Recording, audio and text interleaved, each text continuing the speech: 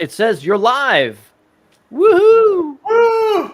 Because for a while there, I thought I was dead.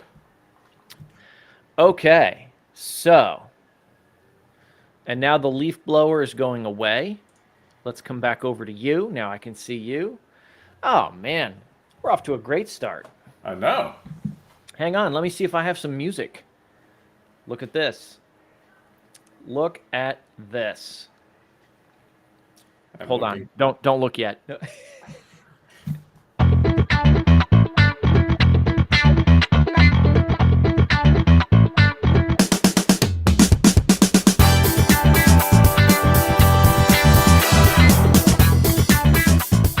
Welcome to the Distracted Driving Podcast. I am Sean Genovese. Well, that was Corey a rough fade. Rasmussen. That's good. Waiting for it the way Rex Aloysius Williams does. That's right. I am joined today by Corey Rasmussen. And we've got a leaf blower in the background, so that's nice. Hopefully nobody can hear that. We think we might be live. Hard to tell. We'll figure it out later. It will be on the internet at some point, though. Our goal today is just to record enough content that I can squeeze out at least one show from it, post it on the podcast platforms, and we call it good. So Corey, welcome to the show. Thank you. We discussed earlier how we're gonna keep people guessing as to whether you're a guest or a guest host, or maybe you just clicked the wrong button and you're actually looking for a different podcast. I've never met you before, so this is kind of interesting to me too. Well, in that case, why don't you tell us a little bit about yourself? Oh, I will. So we'll start at the beginning of Sean's life. Oh. So way back in first or second grade, Sean and I met, and we were best friends from like the third grade to eighth grade, and then he moved away. What a jerk. So Sean and I have a unique relationship because we don't do things like playing kickball with everybody else. We were on the sidelines, sitting under the bleachers, charging up capacitors and stuff of that nature. So we were nerds from the get-go and still are. As for me, I now live in North Carolina, where Sean and I met in California, and recently reconnected because Sean was at a new stage of life and wanted some help on how to do it. And I had been running my own company for about 4 years at the time, so we actually reconnected for the first time in close to 20 years or so, it seems. And it's like it was a day, man. Except you had more hair back then.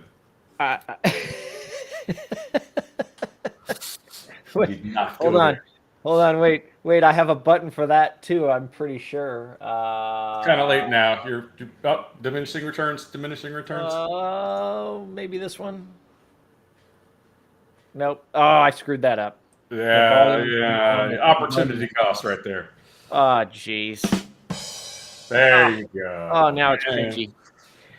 Wow. Okay, so you covered a lot there. I have a feeling there were some people that were leaning in when you talked about us being under the bleachers. I myself wasn't exactly sure where that story was going to end, but thank God it went where it went. There was no physical contact between the two of us. And we weren't under the bleachers, like trying to see things or watch things. I don't even, truth be told, remember being under bleachers. I do remember sitting at recess on some kind of bench or lunch table or something with a 3x5 index card box.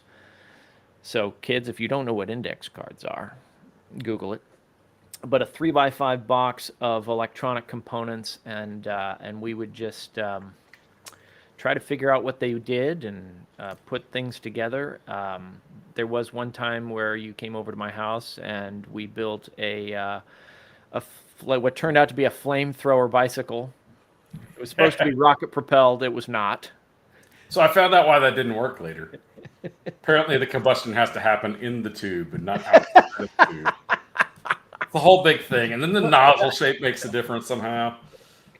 But yes, I wish we had a picture of that, but that was the I wish time we before did too. digital. Because I vividly remember Corey riding his bike down the alleyway behind my house with what I remember to be about a 6-foot flame trailing out the He's back. not exaggerating. And he didn't seem to be going any faster than he normally would No, have. no, zero thrust. Other than maybe it was getting a little warm back there and you were trying to outrun it. No, there was no thrust. It was a failed attempt. I'm glad it didn't work, actually. Looking back, I don't know that we went 20 years. I think that we have. it's been here and there. It was here and there. You came to see me when I lived in Texas, and well, for the longest time, you didn't have a cell phone, and so How's that change anything? it makes it more accessible. It makes people more accessible. If I was going to call you, I had to make sure you were home. And then you moved, so then you had a different home and a different number. But yeah, I would say it was probably about 5 years ago where we really started reconnecting Yeah. on a regular basis. And now here we are doing a podcast. It really ratcheted up though when I left the corporate world, the 9 to 5, if you will, and decided to start my own thing. And yeah, you've been doing that for a little while. Why don't you tell people what is the Mentored Engineer? I see the sign behind you sitting on the shelf. Sure. So I really kind of have two companies. My main source of income is Rasmussen Designs, and that is a engineering consulting company. I've specialized in mobile equipment and other types of machine design. And then I started as a side project, the Mentored Engineer, just because I wanted to, I hate the phrase, but give back. Give back insinuates that I stole something from somebody else along the way. But Okay, thank you for clarifying, because you said you hate the phrase. You don't hate giving back, you just hate the phrase giving yeah, back. I enjoyed the giving, but give back implies that I took something that wasn't mine to begin I with. gotcha. Yes, and I'm doing it for the children, which is another one of my phrases. That's the second time today that phrase has come up in casual conversation. My apologies. I wasn't smart enough to put my cell phone on mute. Yes, so Mentored Engineer started as a way for me to start writing down a lot of my what I'd call tribal knowledge at work. Everybody's got this, but somebody knows how to do something, and then they leave, and you're like, oh crap! Now nobody knows how to do that. So I wanted to start writing down a lot of things that I've learned along the way, help a lot of young engineers avoid the pitfalls that I have experienced or seen other people experience. So that's where that really started. And during COVID, that actually changed into something else that I love doing, which is roller coasters. So I had some money during COVID, and I had no clients, and I had some time. So I decided to build the Black Widow roller coaster. Everybody says, "Oh, that's so nice that you did it for your kids," and I look at them funny, and I'm like, "Not my You did kid. say it was for the children. It's not for the. It's for me."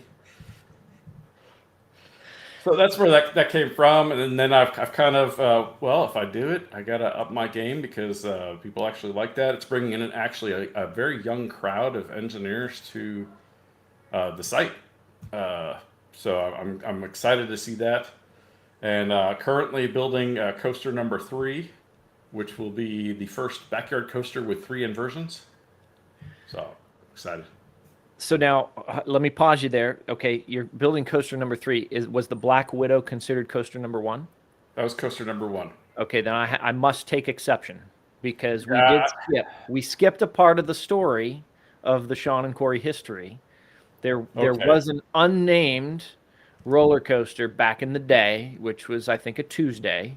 At 8th grade, it was. Yes. Back in 1993. Yes, that sounds about right. Now, okay, maybe you're not counting it because it was not a complete. Well, actually, did it ever get fully completed? We Was did was have it a rider, and they stayed off on the track for a little bit of it. was it your sister? It was actually one of her friends, and yeah, I mean, it's only like 4 feet tall, so it wasn't like terrible. But All right. Well, look, credit where credit's due. I would say then you're working on your fourth roller coaster. or we can go back like the laws of thermodynamics, and oh crap, the first is already established. Let's call this the zeroth roller coaster. I mean, we could, but that might be a little too nerdy for this audience. Yeah. Might be a So little let's too explain nerdy the for laws the of thermodynamics then. No, let's not. Let's go back. So you said something else that I want to come back to. You started the Mentored Engineer to help people avoid some of the pitfalls that you fell into. That is, I guess it's no surprise uh, that we go back so far, and that resonates with me as well because that's something that's a big deal. I feel like I've told this story many times. I've taken the long way home on many occasions. I spent 6 years, 6 short years in engineering school, and I love doing that. I love not spending 6 years in engineering school, but Lots of parties. I love conveying the knowledge and the experiences that I've had to others, so that hopefully they can find a better path. Which is kind of the whole point of this podcast. Really, it's all about Being distracted. challenging the status quo and not getting distracted on the path, whatever that path may be. Which brings me to another thing that I want to make sure we mention. The Mentored Engineer recently achieved a milestone, I believe. That is correct. I got 1 million views on that on the YouTube channel, which is just exciting because that's been a lot of blood, sweat, and tears. And there's been a lot of times I'm just like, I'm not doing this for months at a time, and But all not of a just a sudden it million views. blossomed. Not just a million views. It was 1 million views within the last, Right, pretty much the last 90 days. yeah, So a it kind million of just, views in 90 days. yeah.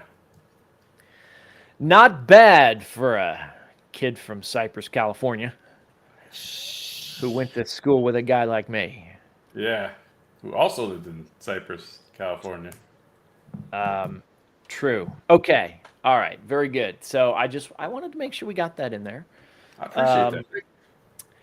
And okay, so now here we are. You're continuing to do Mentored Engineer. You're building the roller coaster. You're doing engineering design work for mobile equipment. What I guess what was the instigating? Because I think we have this in common too. What instigated your departure from working 9 to 5 into doing some of your own ventures? So great question. There's a lot of Thank you. things. There's a lot of things that led to the decision to leave. Some of it was just feeling very constrained in corporate America. You know, I'm not one. I know this is hard for you to believe, Sean, since you've known me forever. I don't really follow the rules. So sometimes that can be a detriment in corporate America. And yeah, And career limiting. I'm sure there's like a corporate dictionary and it's like, uncontrollable and it's got a picture of me or something. So that was one thing. And also, I was kind of running out of challenges because I didn't want to I didn't want to go higher in the company as it was. You know, everywhere I looked of a job that I wanted to have was a lot of paperwork and a lot of, I'll just say, you know, it took me away from what I love to do, which is engineering. And then I realized that as an engineer, I'm pretty much at the top of, you know, what I could make monetarily. And so I started rolling all those things in, and really it came down to I just needed a different challenge. And I'm glad I did it. It's taught me a lot about myself and how I work, and it's also freed me up to take on other opportunities. I mean, just the last month, just last week, there's a guy I hang out with, and he's almost 85, I believe, and still working full time. And he feels trapped at his job because he doesn't know how to get out. he does commercial refrigeration, and he's got a client list, and they keep calling him, and he's like, "Well, I guess I'll work," but he doesn't want to necessarily work full time. He enjoys it, but it's a because he has to thing rather than because he wants to. So Gotcha. we're actually looking at seeing if there's options there for him to sell and like work for somebody for a couple of years until he wants to retire, or just transfers his knowledge and his clients over to them. So unique opportunity that I don't think I would have had any other way. So let me go back to, you said you kind of got to the top of what you were going to be able to make. You didn't want to go into leadership positions within the organization. You wanted to be an engineer. I've my path was similar but a little bit different. I actively avoided going into management roles for a long time because I saw what the managers were doing and I saw the caliber of people that were in management. I was like, oh, I don't know if I want to be associated with that. And then I ultimately did take that path, but along the way, I came to a conclusion, and I'm curious if this resonates with you. In fact, I've thought about turning it into a book. And the best way I can describe it is it's the big lies about corporate America, or the big lies about, just what it means to be a college educated professional. And I feel like that big lie is we were told, okay, go to college, get a degree, and you will get a good job. And all you have to do is do a good job, and your efforts will be recognized, and you will be promoted, and success will just come your way. Right. So first question is that accurate? Is that kind of what Yes. was portrayed to you? And two, do you agree with me that it's a big lie? So first of all, my mom pretty much said you're going to college from when I was, I don't know, 8 years old or something of that nature. So in my mind, it wasn't even like an option. It was you're going to go do this. And okay, the one time I play along, right? Yeah, the guy who just said he's not a rule follower. I could understand for somebody else if they had issues with not knowing what they wanted to do in college. Maybe that's not a good thing. I knew from a very early age that I'm going to be building things and designing things, so I might as well go get an engineering degree. And for the most part, yeah, that's helped. Uh, but I think in our day and time, especially since the creation of the internet, things are different, and uh, that's no longer true because you can learn a lot of what you can in college on YouTube. Just keep watching this podcast.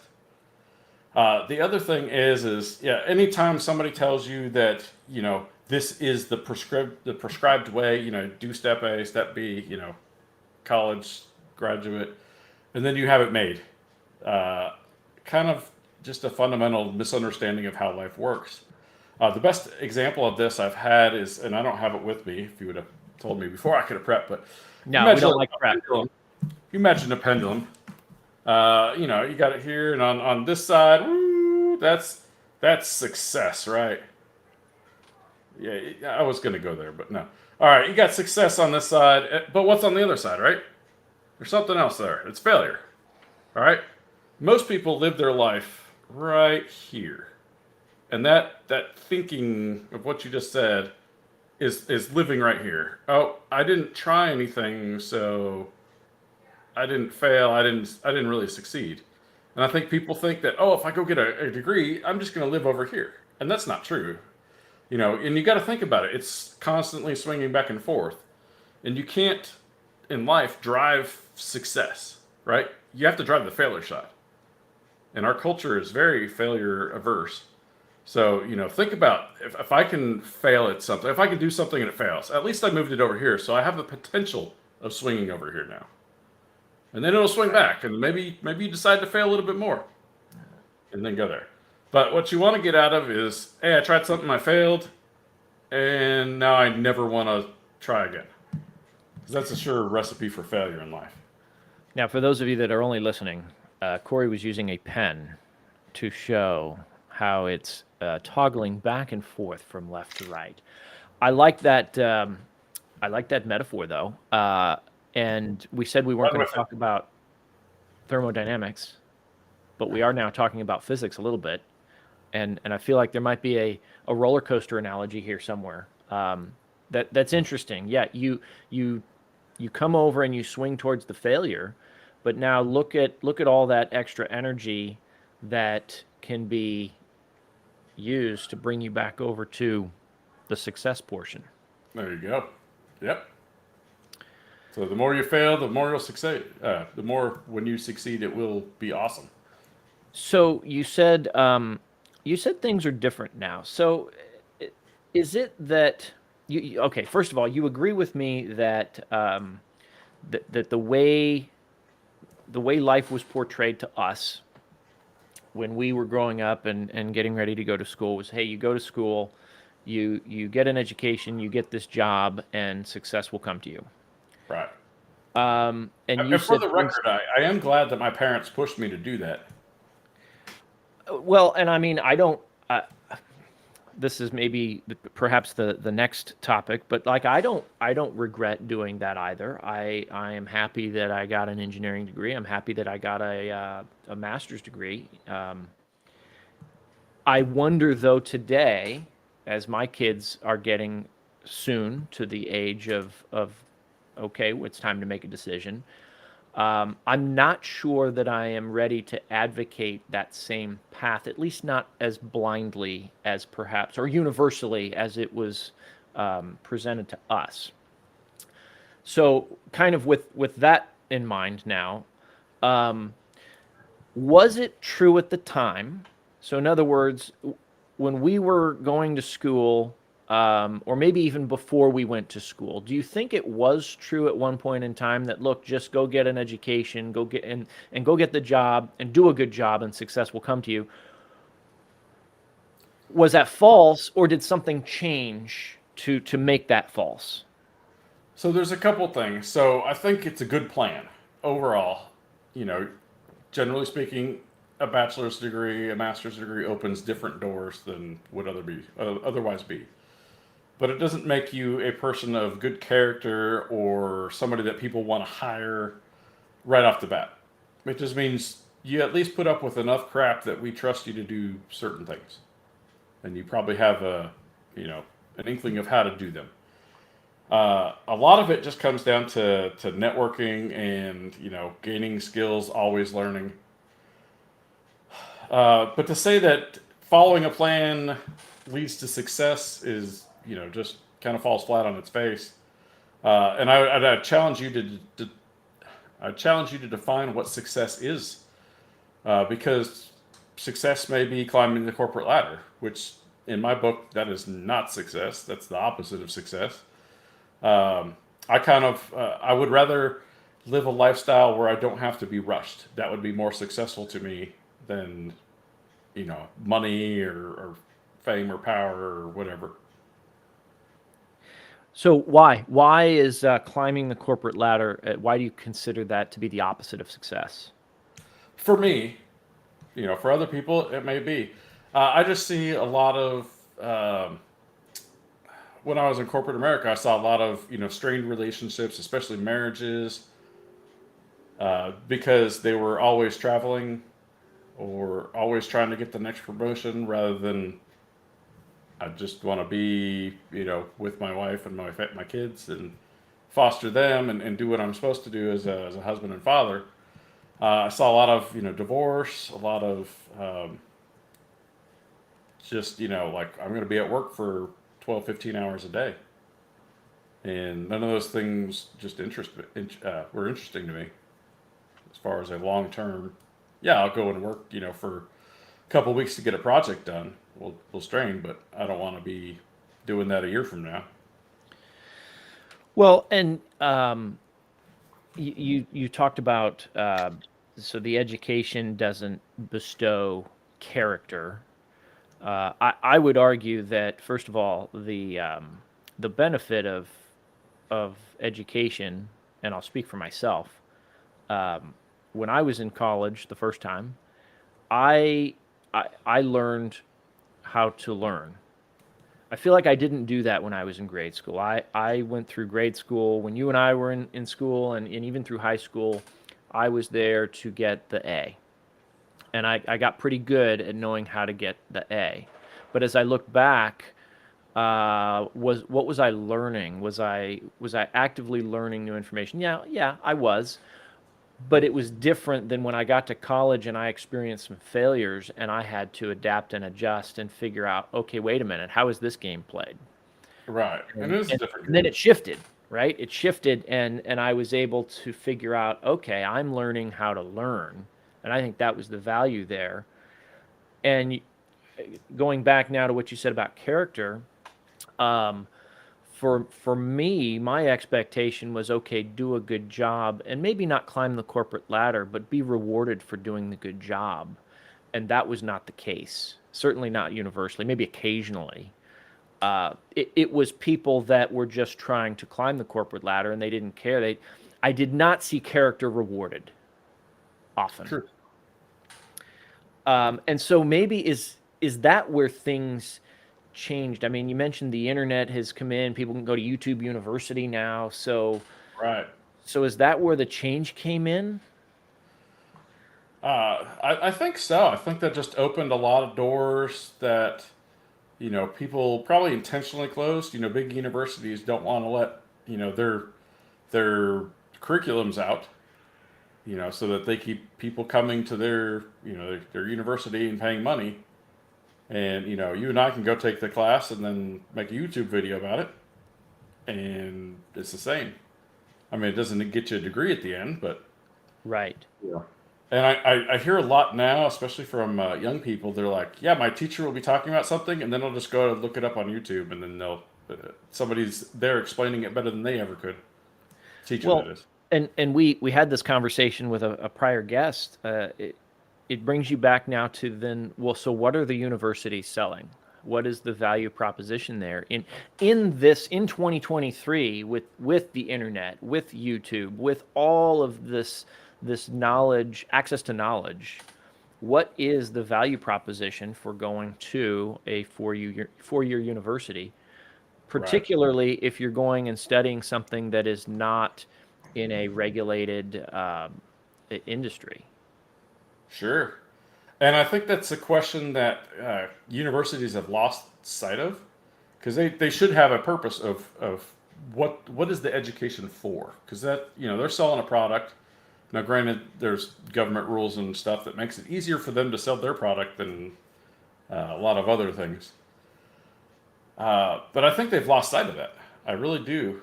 If you think about it from a practical standpoint, what is an employer looking for? They're looking for the, I guess, weeding out of bad clients or bad prospective employees, right? So if I have an engineering degree, it means I put up with enough math and physics and chemistry and Yeah. whatever else, and really determined that I wanted to be an engineer.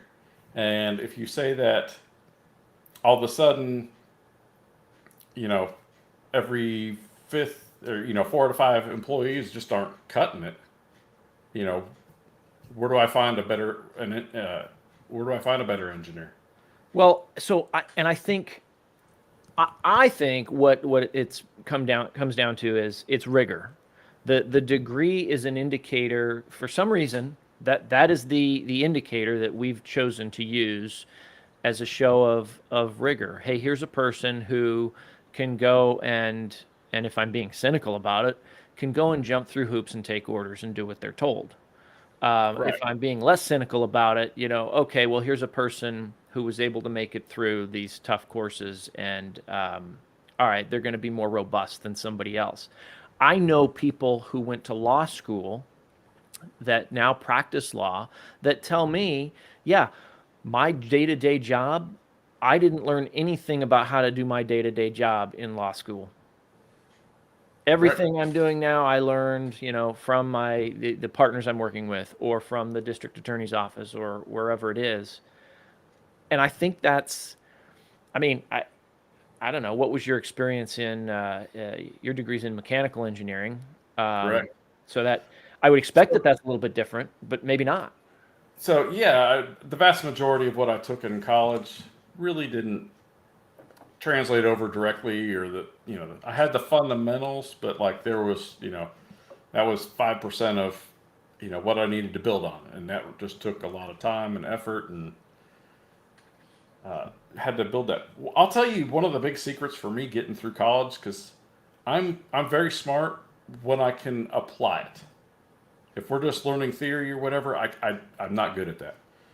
And I would always ask, and almost to like they would piss me or I piss them off is, I'd be like, hey, when will I ever use this? Like, what's an application where I can physically use this? And a lot of things were obvious, but when you get into more of the theoretical stuff, it's not as obvious.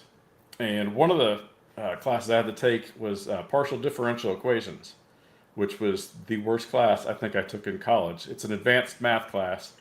And And one hold on, day, wait. When you say worst, as in that was the worst grade you got, or that was just the worst time you had, or you worked the hardest? What does worst mean in this case? it was probably the hardest class I had. I really didn't understand most of it. I got a 58 on the midterm, and that was 50% of the grade.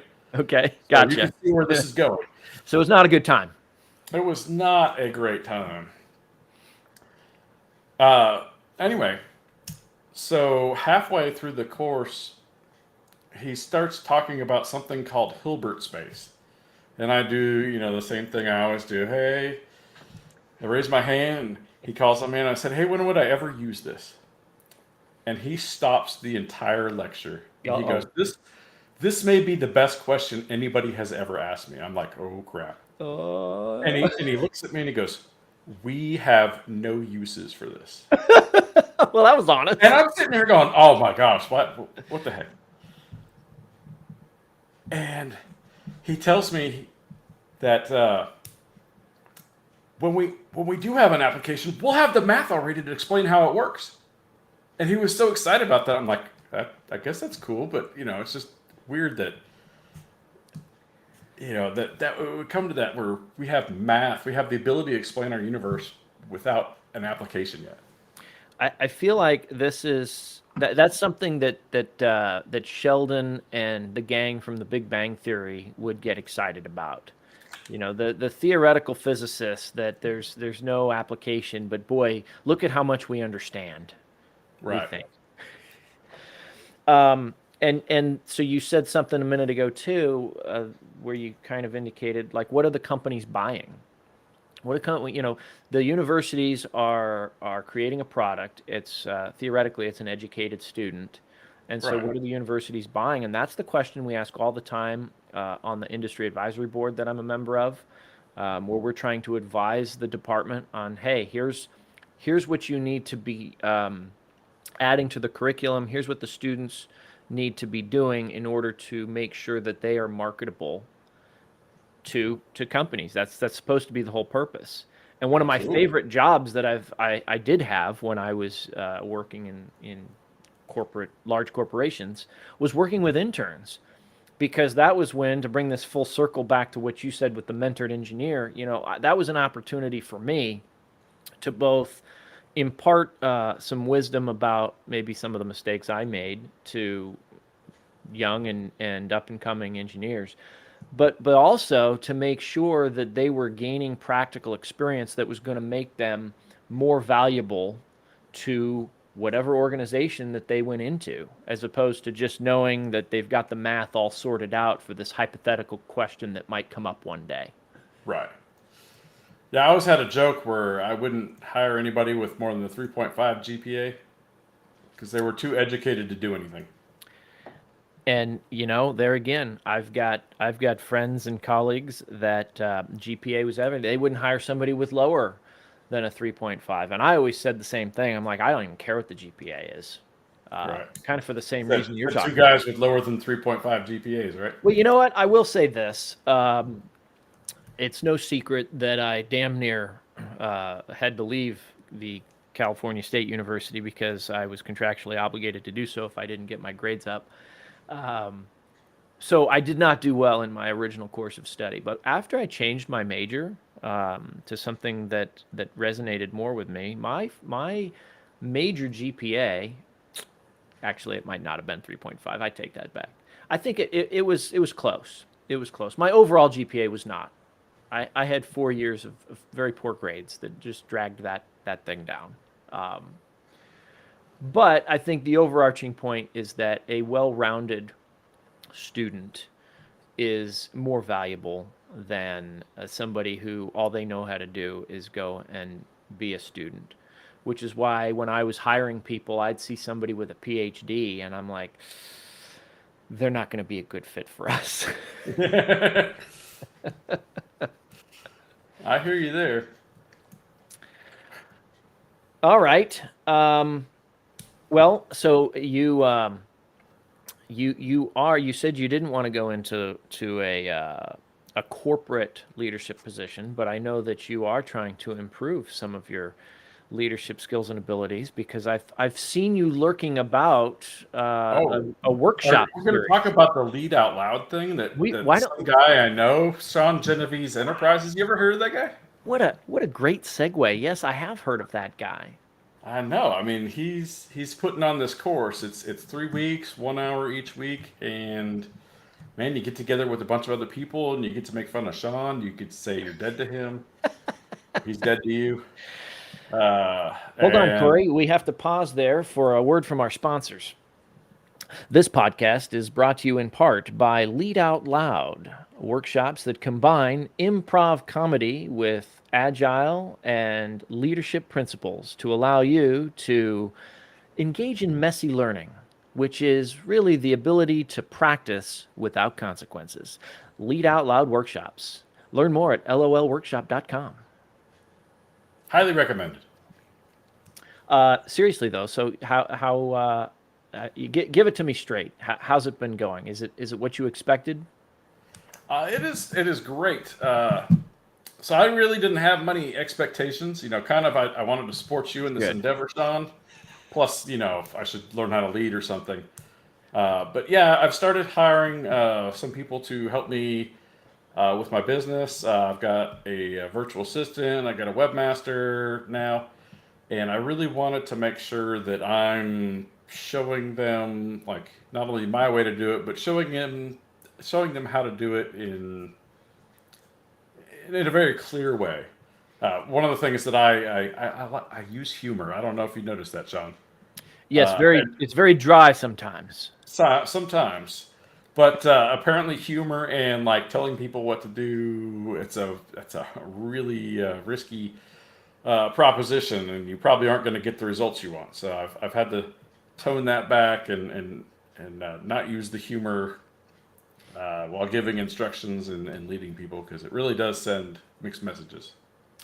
Well, I think it does matter the mode of communication too. You know, when you're in person and you have, so, you know, we talked about body language. That was one of the modules that we went through.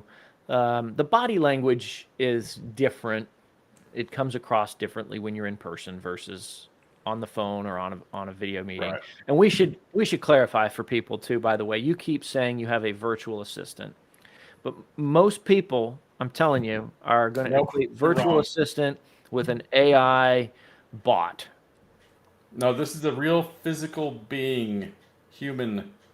You have a remote assistant. Yeah, virtual. She works virtually.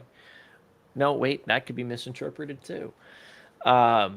It's a virtual assistant. Look it up. Well, I can tell you that I think you're going to enjoy and hopefully gain value out of the third and final lesson on Tuesday, because we're going to talk about leading with intent, and it just fits right into what you said. You know, you want to not just tell them your way of doing something, but help people understand what needs to get done.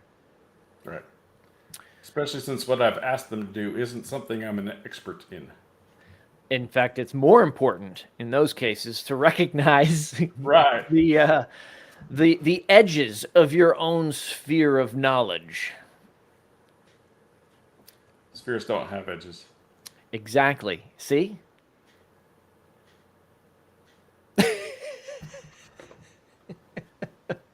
Now, Sean, I thought I was on here to interview you. That's the weird thing. Is that what we decided?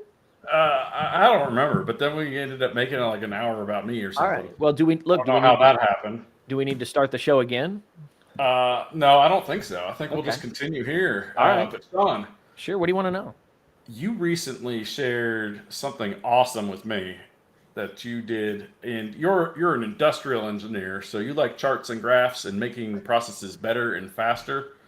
Yes. Usually within like a production line, lean setting or something like that. If you don't know what lean is, it's basically one part flow through a shop, and like you just have what you need in the right time. There's a whole bunch of aspects of it, but Sean's an expert in that. And Sean took that outside of the walls of engineering and helped his uncle, right? Is your uncle has Uh, a driving school. brother-in-law. Brother-in-law, I'm so sorry. Mhm. But his brother-in-law has a driving school in Southern California. You want to mention the name here? They're not paying me to, so I don't So know. no, okay, we won't do that.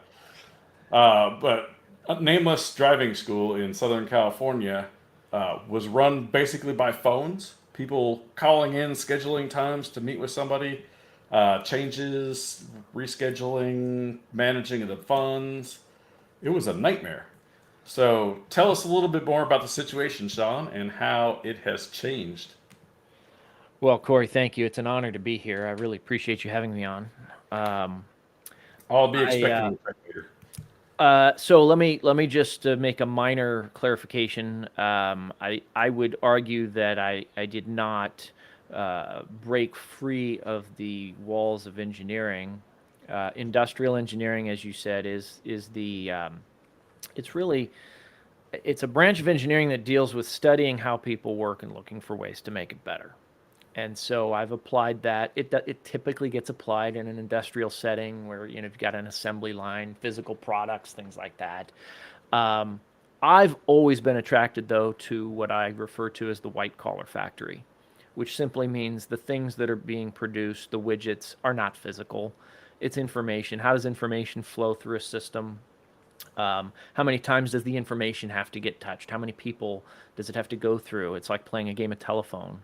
Right. Well, don't Um, sell yourself short just because it's you see it as different. A lot of people, if you're the solopreneur plumber or the electrician, they're not going to come and say, "Oh, I need an industrial engineer to show me how to do my business better." right. And that's where I think there's a market that's right for the taking Well, and that so you cater to in this case. So I mean, it's a big win. Chalk it up as a win for you, Sean. I do chalk it up as a win, and so it is a great case study, an example. Uh, he's Corey is now tracing with his imaginary chalk finger a W onto the screen. W. Um, it is called 50 Driving School. I will mention the name. It was being like many businesses. It started off with one person as just a kind of a means of making some extra money. One person, one car, doing some lessons. It started to grow, and so when it was one person, one car, doing some lessons, putting them into Google Calendar and keeping track of things was perfectly fine. But then as it grew to 2, 3, 6, 7 cars in 2 different geographic areas with 9 or 10 different instructors, all of a sudden managing the business out of Google Calendar with a landline telephone coming into a back office in the house, it got to be a bit unwieldy. So how much time would you say they're spending on actually driving, teaching people to drive, versus managing it? Well, I will say, so you had one person. Well, you had 3 people that were spending anywhere between, I would say, 20 and 40 hours a week each managing the business while also doing other jobs. So again, this started off as just an opportunity for, it was actually for somebody who was retired to have something to do, extra income. Then it spun into, hey, now we're going to kind of kick it up a notch. But you still had now the person, my brother-in-law, he's a full-time police officer. So Right. he's already working 50 to 60 hours a week, and then having to put in another 30 to 40 hours a week trying to run the business. And so for the longest time, I was working in that corporate America setting that we've already discussed, and I wasn't really paying attention. It's a driving school. It's a boring business, right? You're teaching kids how to drive. Who cares? I have now come along to the appreciation and realization that boring businesses are awesome because and here's my definition of a boring business: something that provides a product or service that people need, and almost everybody needs to know how to drive, and almost everybody learns to drive when they are 16 to 18 years old. Um, it's a business that is not overly complex, and so as a result, tends to not have a lot of technology embedded into it, as is the case here. They're running it basically with Right. a calendar application and a telephone and a credit card machine. But when you can introduce some process improvements and inject some technology to complement those improvements, you can make tremendous gains Hmm. in efficiency. And to the point where now, my brother-in-law just said to me the other day, he's not sure what to do. he, I got 40 extra hours in he my week. comes home and now he goes into his office and he's looking, and there's no emails to respond to. There's no voicemails piled up because we've streamlined things, and there's less for a single person to have to take care of because we've offloaded a lot to automation, to software, to computers. And that now, so here's another thing though that people go, oh, we had this complaint. We had some customers calling in saying, "Oh, you've taken the human element. You've taken the customer service out of your business with your new website." I disagree. It was maybe a little bit of a transition period that got rough for a minute, but really what I'm seeing now is because people are not scrambling to try to figure out, uh-oh, why is this instructor at the wrong school? Or why did the student not show up? Did they cancel and we forgot to tell somebody? All of that noise has gone away. And now the people that are operating the business can focus on things like customer service. Somebody has a problem, they can take the time to go and dive into it and Right. provide a better experience. Well, it And probably provide a better experience just because there's not miscommunications happening through the computer software. Absolutely. And now people are less frustrated too. The people running the business are less frustrated. So when they do have to have those interactions, they're going to be more inclined to be happy and friendly by default without having to go, okay, I got to talk to a customer now. Let me switch my brain from frustrated mode to happy mode. No, it's just we've taken a lot of the frenetic activity away so that it can be streamlined. And look, maybe now it's time to grow. I've always Right. said my job as a change agent and as somebody who's pursuing continuous improvement, I'm not after so much I'm after improvement, but the first step is stability. You have to have stability. And that's the number one thing that I see large organizations, they don't make time for that. They go, oh, well, we've been around for 100 years or 50 years or whatever it is, and we know better. We've got processes. We just need to go improve now so that we can do things faster, cheaper, safer. Okay, that's great. But they fail because they're chasing a moving target because they don't have stability. And that's what we've been able to build into, again, what's kind of a boring business, but now it's kind of exciting because it's stable and people can see the forest from the trees. They can see the light at the end of the tunnel, and wow, look at what we could go improve now that we can see what's really going on. That is fantastic. I think it's And fun. I must say I'm constantly amazed at how we're nerds, so we're in the thick of things as far as like we may not know everything, but we know there's automation that could be done. Like, Yes, so in your specific case, I doubt you ever thought about, automating a driving school, you know. that's accurate. But we know, well, I see this process and I see that it could be this way because I've done similar things. And then you go and talk to somebody, who's been doing something like that their whole life, and they're like, "You can do that?" And you just see their eyes like open wide, and they're like, "Oh my gosh, I had no idea you could even think about doing that." Oh yeah, that's been around for 20 years. Well, and you know what you said earlier about you're not good with the theory, you need to be able to see it. I encounter that with this kind of stuff as well, where I, I'm just, sitting off to the side listening how things are going, thinking to myself, well, wait a minute. Like, how come you don't have a VoIP telephone system? And if I sit there and go, hey, you guys really should look into this VoIP telephone system, they're going, yeah, okay, whatever. Or hey, if you had a website where people could go and do their own scheduling, this could really help you. Go, oh, it's not that big of a deal, you just click a few buttons on the Google Calendar. But people don't look. I look at the world and I see factories. I see little factories everywhere, and I look at things through this systems engineering view. And what that means is that everything is connected to something else. So you're going to go and spend 5 clicks and 5 minutes updating a calendar notice, and you think, well, that's no big deal. But what you're not seeing is that, okay, but that change now maybe isn't seen by the other people that need that information, or the flow of getting that information relied on one person, and when that one person isn't available, that's a problem.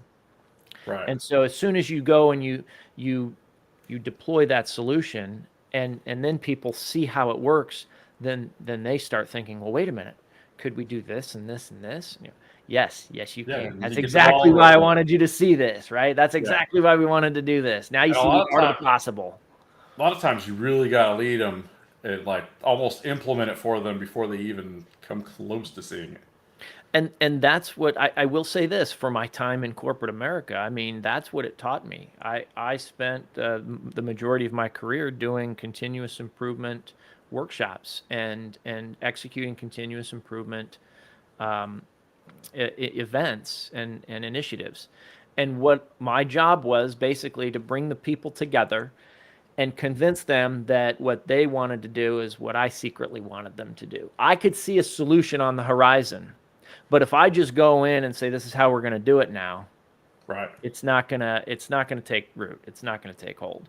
But if I And can of go course, in, everybody's business is special. It's different, right? oh yeah, you don't understand. We're different. It's not like that here. I've actually gone and done stuff where I go, look, just let's get it all out right now. I know. I don't know. You just send it.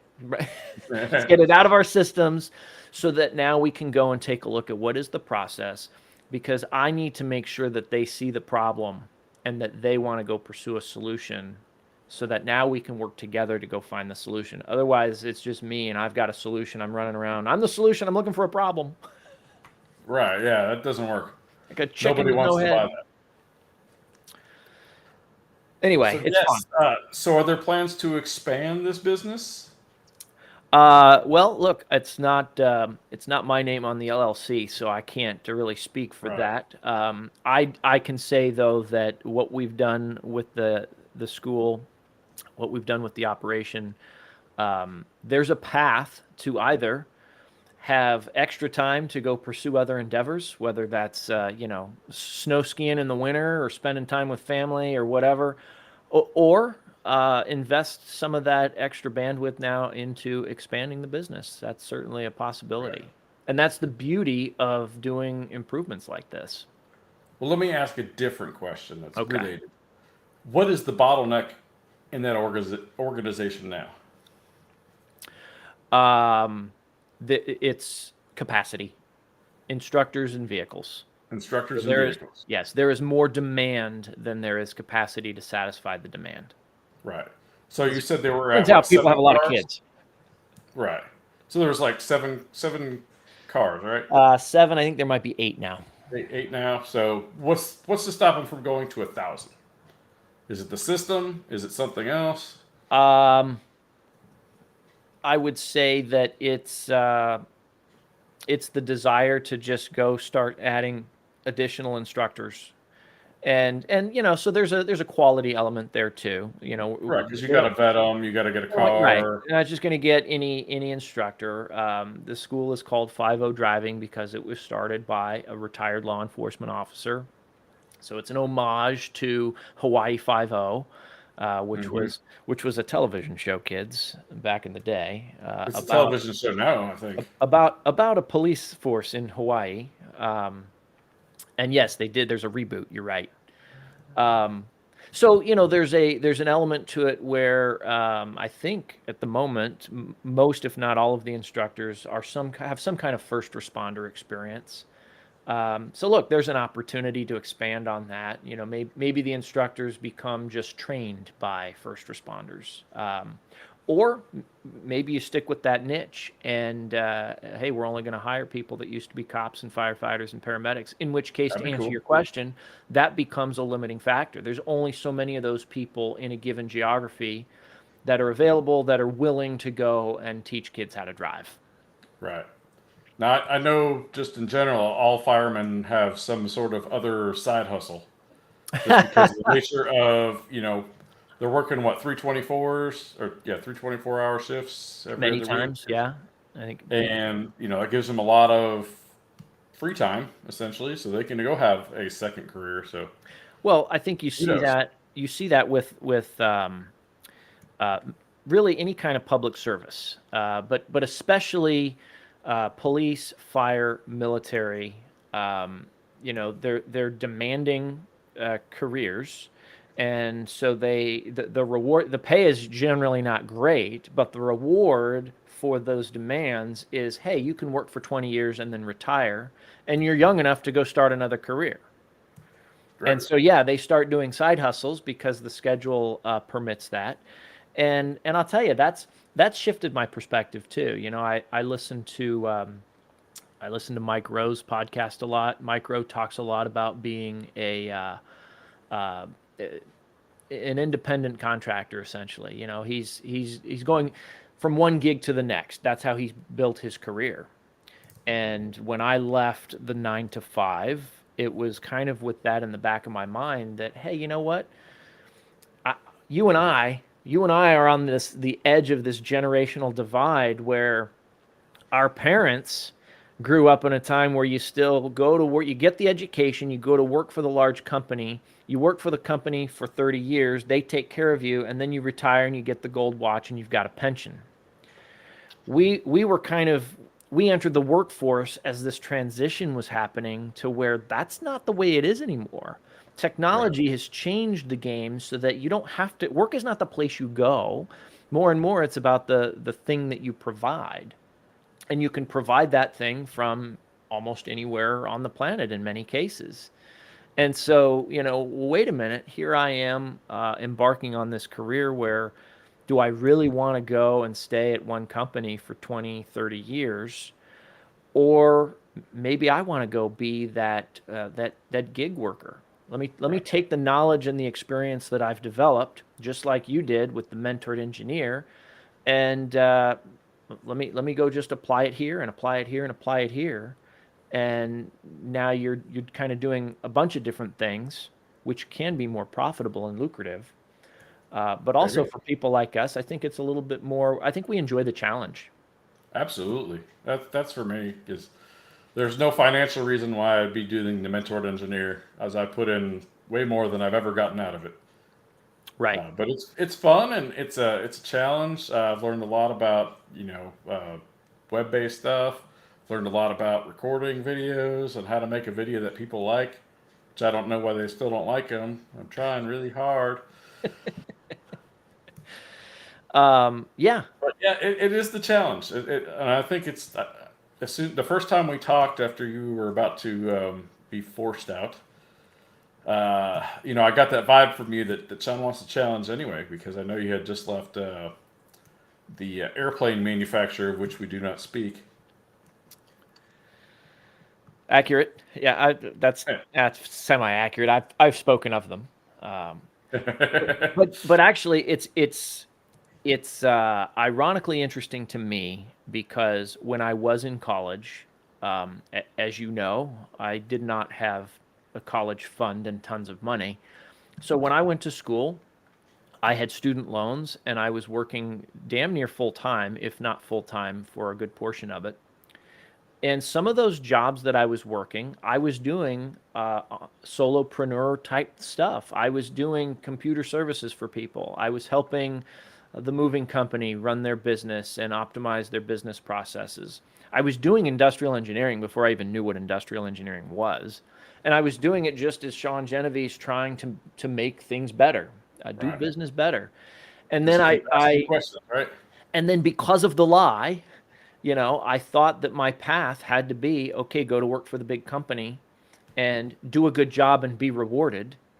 And when that didn't happen, I got frustrated. I did a good job, but I was very rarely rewarded for reasons that are the topic of another episode. Um, and so that frustrated me. And so I always had that pull. I always felt that calling back to, man, it was really fun when I was in school and I'd have a break and I would just go and I'd work for a day here and make some money. And I'd work for a day here. And I knew that the contributions I made, maybe I was putting more in than I was getting out, but what I was getting out, I knew was a result of me. And I could see that very tangibly. And now here I am 20 years later, coming back to that, remembering how much fun that was vis-a-vis It's like being the a driving kid. school and some of the other endeavors I've got going on. And it's great. And I don't know how to impart that Yeah. impart that message to people. That's kind of what I was talking about earlier when I said, it gives you the opportunity to see things, almost with new eyes again. Like you said, while you were working corporate America, you never thought about, helping your brother-in-law with Right. the business. So now all of a sudden, oh, I have time. I can actually, holy cow, I can actually stop and smell the roses. And, Yeah. and now you go, oh, there's an opportunity there. Exactly. I was just going to use that word. I can sit back and go, "Ooh, wow, opportunity, Yeah. opportunity, opportunity." So I actually have a goal that's written down. It's not really a goal, but it's I don't work for money. And people, what do you mean you don't work for money? Well, I don't set out at the beginning of my day to say, okay, I got to make $200 today to make ends meet. I say I'm gonna go work. I'm gonna do stuff that I love doing. Some of it I'm not gonna love doing. Uh, I'm gonna make some calls and see who I can help, Hmm. and then everything else kind of takes care of itself. I may not see that money today. I may not see that money this month, uh, but it does come, and it's been 5 years since I started my own company, and there hasn't been a time where I've been like, oh my gosh, I really have to go back to work. I've been able to, you know, and I've had periods where I had close to 6 months of no real income. So there's, So however it works, God is great in how He provides, but that you that know, is I like that. See who I can help. And I said it I wasn't going to go down this path, but I'll just briefly mention I upon reflection, that was part of the friction that I had when I was working in large companies because that's how I approached things. I went to work every day and I wanted to see who I could help. I wanted to see what I could do better. And that was often not compatible with the goals of many others who were there to see how far they could get in the organization that day. How many rungs could they climb over? How much more money could they make? Don't get me right. wrong, I like money and I wanted to make more money too. I do too, by the way, for But the record.